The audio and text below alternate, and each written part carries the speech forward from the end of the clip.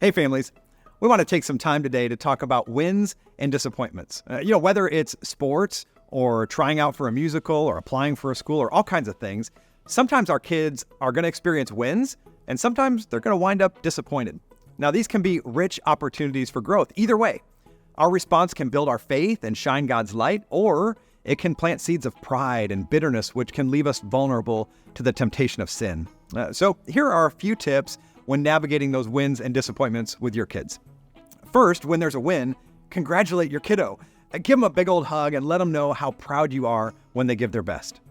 And I would encourage you to encourage them to thank the Lord for the opportunity they were given. After all, every skill we have is a gift from God. James 1:17 reminds us that every good and perfect gift is from above. God gets the credit.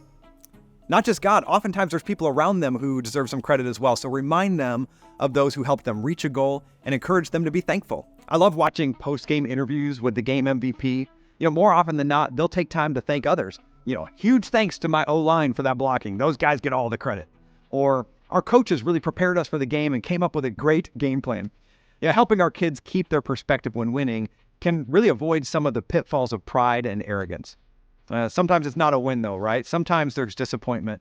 When that happens, first, don't try to rush out of the feeling. You can give your kid a big old hug then too. Let them know you love them and sit with your child in their disappointment.